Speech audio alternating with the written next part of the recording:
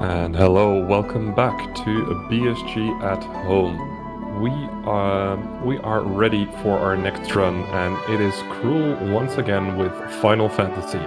This time he's doing Labyrinth of Time. Take it away. Hello everyone, I'm Crrool. I'm here to do some Final Fantasy, but not quite the Final Fantasy that you're used to. We're going to do Labyrinth of Time, which is a PSP exclusive bonus dungeon, meaning that if you've played any other version of Final Fantasy 1, you will not have seen this dungeon yet. Now, a very quick introduction as we get started. As you see, I already have a save here with my 4 level 69 characters. 3 ninjas, because those are by far the most powerful, and a white mage for healing. This dungeon, we're going to have to do 7 puzzles. I do not know in advance which 7 I need to do. All I can tell you is I'm going to have to do 7. There is one in there. I've only seen it once in practice that is going to be a bit of a problem. The first puzzle I'm going to reset over. It's a 2 in 3 chance to be a good one. And then there's a boss, or the most difficult boss in the entire game at the end, like the post-game super boss, basically. Anyway, I'm gonna get started here in 3, 2, 1, go. So we start as we enter the portal. This is not one that I need to reset over, so here we go. So there's 3 puzzles. 2 of them are around a minute in length. One of them is like 2.5. So that's why we're resetting over this. This is actually the one I practiced the least, because this is like, I never ended up getting this in any of my practice runs. Shouldn't be a big deal though. Generally, the first few puzzles are really fast. So a fairy will do a dance here. Right, left, down. And then I need to, like, a bunch of other fairies are going to show up, and I need to identify which one is doing the exact same dance. That's the idea of this puzzle. It's this one. There we go. Now, you'll see a message appear that says the seal has been broken. So every time you do a puzzle in this, you lock away part of your abilities, depending on the puzzle. And then once you do, you get a bit of time to do the actual puzzle. The more abilities you lock, the more time that you get. That's the basic idea. So generally speaking, dash I need to keep available, flee I need to keep available. Everything else I can kind of seal away, and it's not a huge deal. This is Path of Light. This is actually one of the fastest ones I can get, so that's really good. But yeah, every time I seal something away, that gives me time. If I beat the puzzle within the time limit, I get to unlock the blue seal. And that's what we want. If I were to unlock, not be in time, I would get the red seal. And that would be really bad, because the red seal oftentimes is... Okay, hold on. I'm gonna focus for just a moment. Make sure that I do this correctly. This one... I did not. Okay. Did I have to go down on the first one already? It is the first one, okay. Then go down there, all the way to the end, around, left there, okay. So this is Path of Light. You basically need to walk the exact same path. But the path is random, so I've done this a few times in practice just to, you know, kind of get the hang of it again, but at the end of the day, it is just a memory puzzle.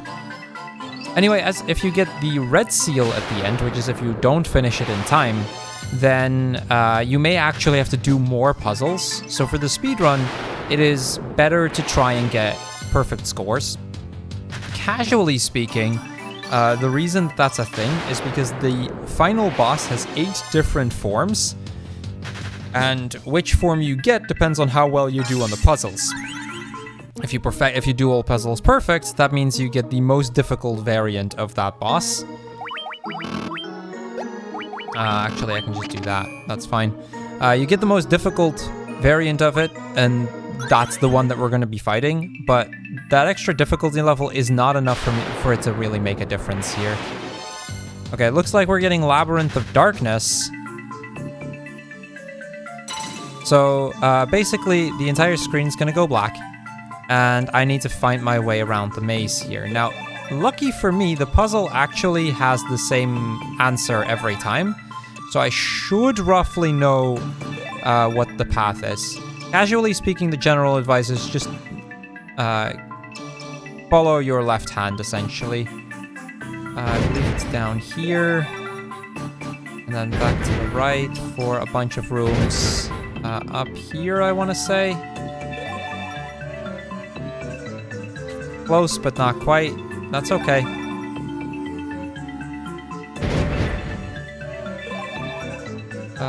Yeah, okay, so we're now all the way to the right. So now I need to just go down a bunch. And then if I go left at some point, we should be able to get... There's a chest hidden in this maze somewhere. There it is. Okay, that was pretty smooth. So Labyrinth of Darkness is not a really long dungeon. It's not the fastest we can get, but it's definitely still one of the better ones. The downside is then I have to go out again, and that can take a little bit. Luckily, the seal is pretty much immediately there. Doesn't help that all these rooms look super similar.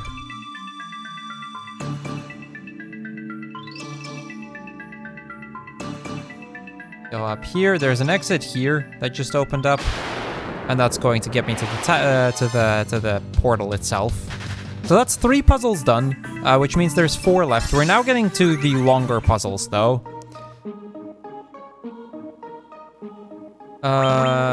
So I can only seal 1 away. That's generally good because those are generally faster puzzles.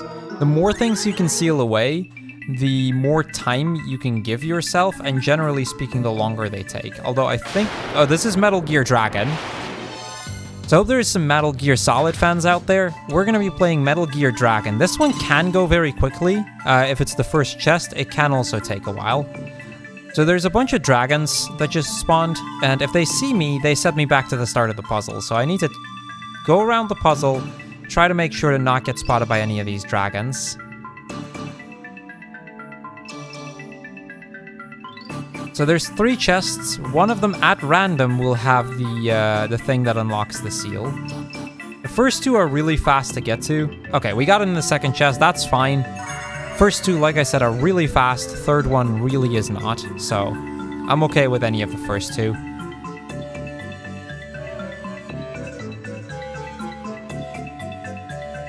I went too far down. So the idea here is we've now kind of gone through the faster puzzles.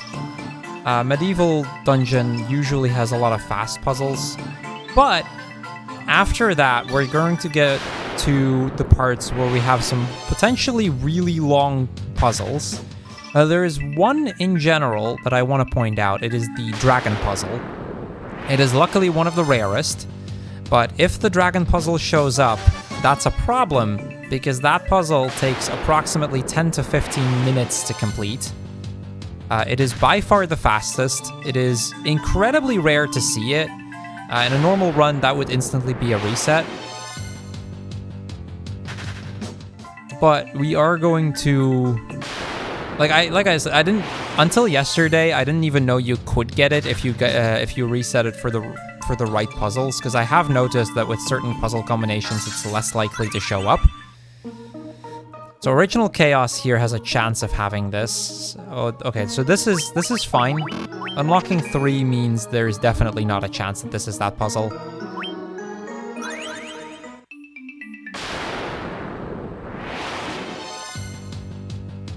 But generally, the worst puzzles are within Original Chaos. So we want to really not get those. Okay. Actually, I think I know which one this is, in which case it's a pretty fast one to get. Yeah, this is a pretty fast one, I think. So here we just have to match up the statues. This is an annoying pattern for me to get. Let me see what I can do here. This is actually kind of an annoying pattern. Okay, hold on. We're gonna turn that. So I need to make the statues face each other. And when they face each other, they'll disappear. Unfortunately, we got a little bit of an unlucky pattern, but generally speaking, this is not a terrible one to get. Oh, that robot is going to massively be in the way. Okay, I kind of overlooked that. That's okay though. Turn this one twice. I can still do the bat first, and it'll probably work out. We have time for this. Generally speaking, if you get the faster puzzles, it doesn't even matter that much. At least for a position that we're in with the marathon here.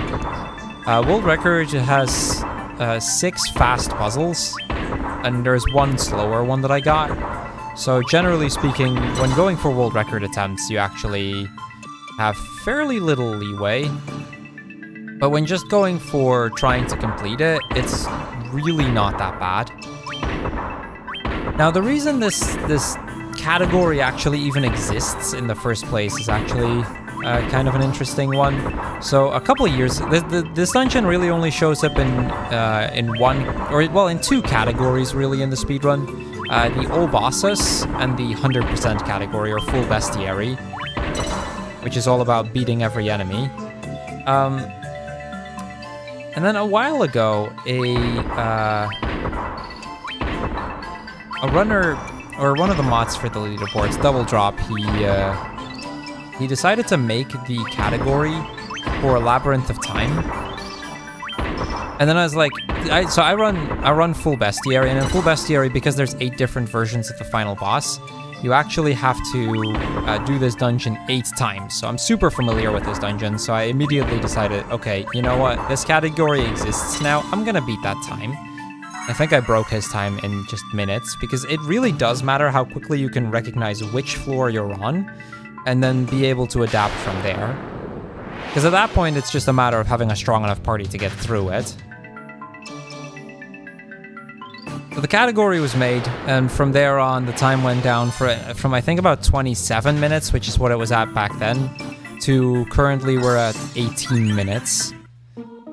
So it really went down a lot in just the span of a few days. So after puzzle 5, we actually get to the inner sanctum. I can either leave using the red portal, heal with the pot, or continue with a blue portal. Generally speaking, we'll just take a quick heal. I don't think I took any damage, but it doesn't hurt for safety. Okay. We want that. No, we'll do that. No, this should already be enough, right? Yeah, this should be fine. So Netherworld Crypt tends to have quite a few longer floors. There are still a lot of fast ones that you can get here. There's a lot of really fun ones in Netherworld Crypt as well. Wait, okay, hold on. I know where I need to go. I think.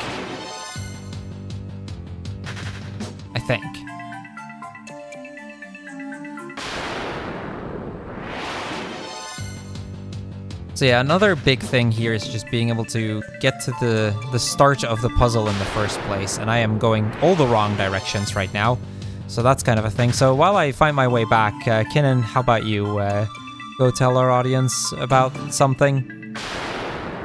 Sure thing. We would like to thank ESA for supporting the event and allowing us to stream on their channel. For more information about their upcoming events and any changes due to the COVID-19 outbreak, be sure to check out esamarathon.com, and you should also follow their Twitter account. And while you're on Twitter, feel free to follow our Twitter and Instagram account as well under the handle BSG Marathon. Okay, keep going. I'm very confused as to which puzzle this actually is, and I'm completely lost for a moment. I'll find my way back. It's fine. We have enough time for this, but... Okay. Also, we are raising money for Mind, which is a nationwide organization committed to prevent mental health issues and to support everyone who has dealt with mental issues themselves or within their family. All of your donations will go to Mind. And when you are donating, there you can check out the bid page where we have a lot of cool donation incentives that still haven't been met, or you can name certain things. The next one coming up is the Name the Seed for the Lena's Inception Sacrifice Ending Run, which is still a little bit later on today, but you can always just pop in a donation and see if you can get it. There's also the any percent showcase for GTA San Andreas, which is really cool, and you should really donate for that one as well, because it's a fun watch. Especially because it's funny to see Rick squirm.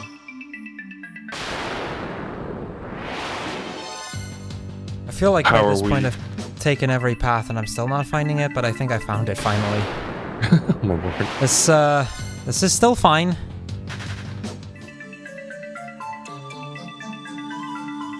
Okay, so I finally found my way here. This took way longer than it should. But I have 4 minutes to solve this puzzle, which should be more than enough. So the idea of this puzzle is, just like before, there's going to be a bunch of statues. I'm just trying to scout out where the other statues are real quick, and then we need to match them up just like we did earlier. Okay, there's the man.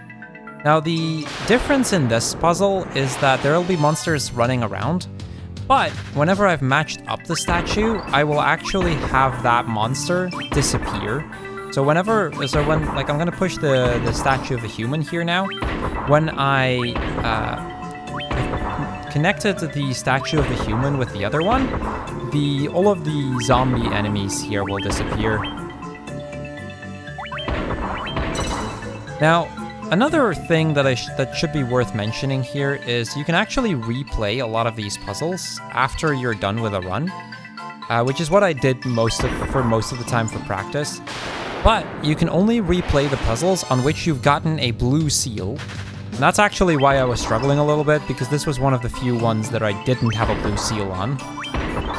So this was one of the few that wasn't open for me for practice, and I didn't encounter it in any of my practice runs.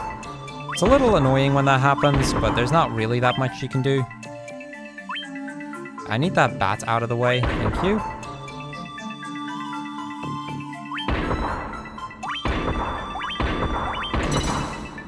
So now I just need to connect the statue of the bat. We have 2.5 minutes to do so before we get, we would be in trouble, so that should be enough time. So that's why it's not really a huge deal. Like, this is annoying because things were going quite well, and I really messed up on this puzzle.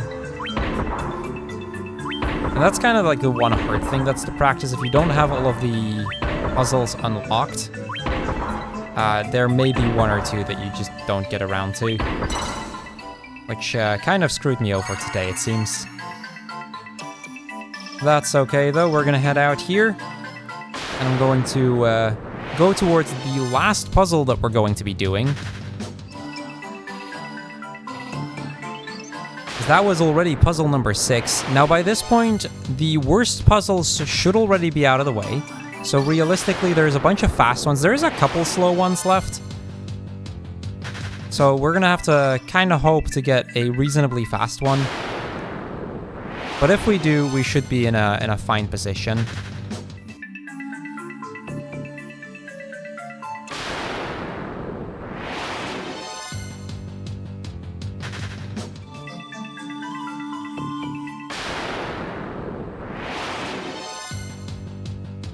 More dragons to dodge and whatnot. We kind of just have to deal with the random encounters here. Okay, that puzzle done. That took longer than it should have, but that is okay. No attack items. That should be enough. Okay, let's see what our last one is.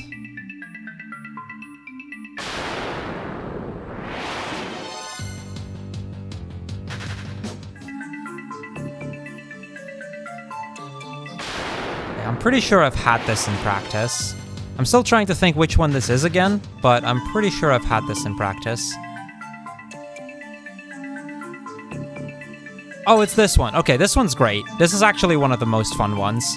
So, we're in a dark room again, and every once in a while a light flash will appear. If I'm within one tile in either direction from a lightning rod, I do not get struck by lightning. If I am within one tile, I can set back to the start of this floor. So if I play it safe, there's really not much that can happen. Now, on top of that, you'll see these robots walk around. These are called war mech, War mechs are the most powerful random encounter you can get in the game, and they give a ton of both experience and gold. So this is actually a fantastic place to grind casually. Assuming you can kill them, because they are kind of difficult to kill. Yeah, we're almost at the end. This should be the last lightning rod, and then we can go on to the final boss. Time will be on the white flash after the final boss. The final boss fight itself takes a couple of minutes, though. Like, we're gonna cut it close to estimate. I think we should still be able to beat it, but we'll find out. Anyway, that's the end of this puzzle. Labyrinth of Disaster. And with that, we are now at the end, and it is time for me to enter the final boss fight of the game, or final boss fight of the run. So Crrool, this is Crrool, and the most difficult form of it at that. The idea of this boss fight is fairly straightforward, though it does make it a very complicated fight. After every fourth turn, Crrool will randomly seal away one of my abilities, either attack, magic, or item. Also, this boss does a ton of damage, which is why we need it at high level. But yeah, after every third turn, that'll happen. On the first few turns, I'm going to use haste a few times on every one of my ninjas. That's going to double up the amount of attacks we do in a turn. And because, in part, the damage is based on the number of attacks you do, it is effectively going to double the amount of damage that I do every turn. I'm going to use a speed drink for that exact same purpose. Crrool going for flare here. That's kind of a scary move.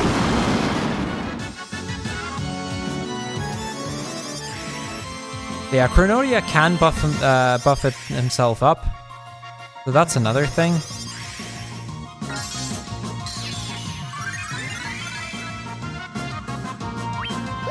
And now that we've used those, we're going to start attacking. This thing has a ton of health.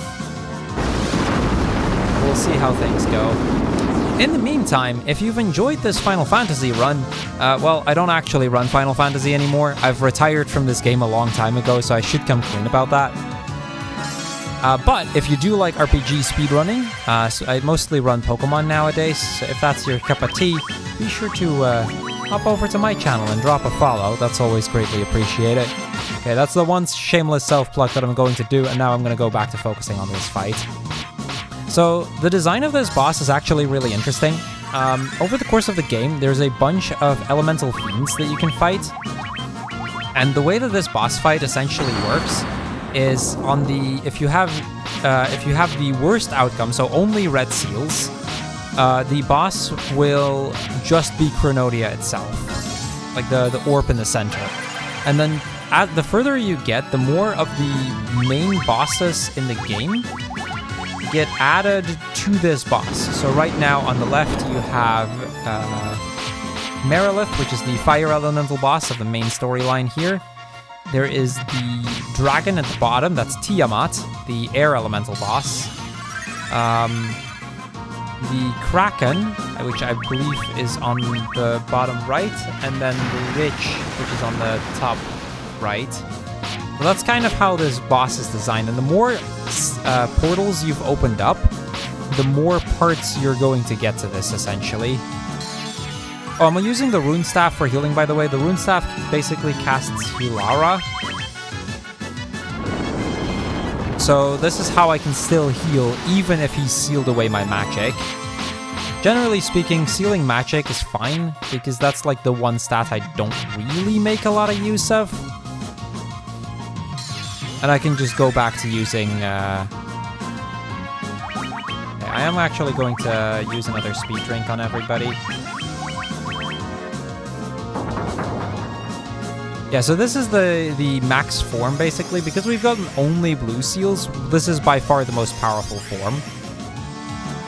Now, the reward you get for this dungeon actually also depends on the form that you fight. This form in particular will give me the Barbarian Sword, which is actually the sword that all of my ninjas are currently using. Normally speaking, this sword can only be wielded by a knight or a warrior, But before the run, I did a glitch to make sure that all of my party members actually could use basically any piece of equipment. Okay, so this is the worst outcome. He sealed my attack, which basically means that for the next 3 turns, I cannot attack, and there's nothing I can do to change that. And that might actually cause me to go, like, a slight bit over estimate. Shouldn't be much, though. Okay, it should still be a really close fight.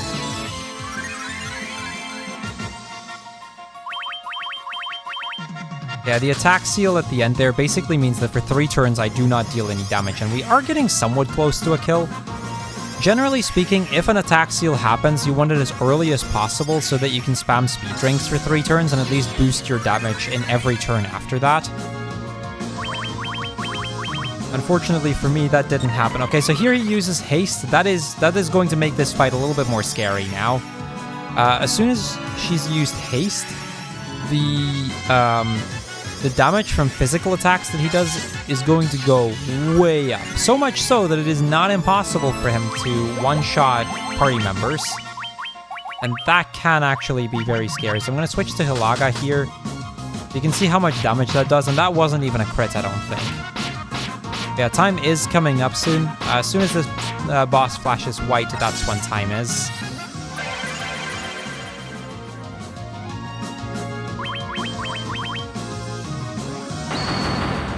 Hopefully we kill this turn.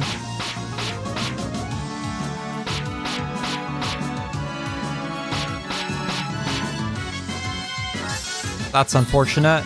Okay, now I'm really hoping for not attack seal because that would... Oh, okay. Yeah, this is really unfortunate right now. So because of my attack being sealed for another 3 turns, there's nothing I can do but just wait it out. This boss is giving me some terrible RNG right now.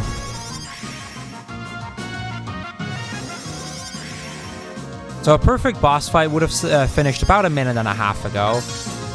So we are actually getting decently unlucky on this final boss, but we are getting very close to the end. This is marathon luck at its finest.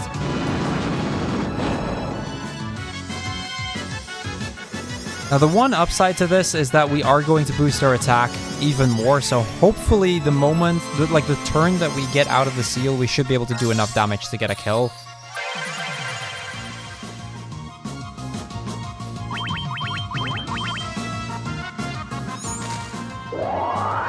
We're getting to the spells that I've almost never seen Crrool use here.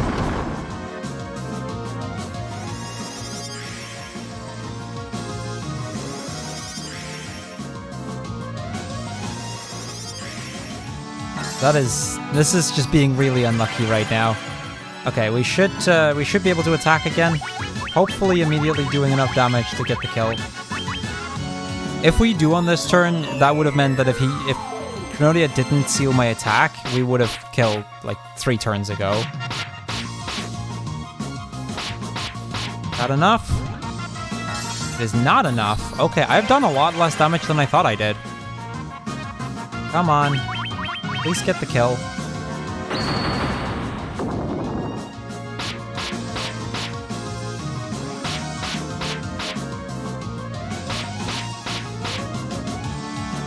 Okay, I am surprised that we have not killed Crrool yet. Okay, luckily this time it's magic that's sealed away. That's still a little scary, but we should have it.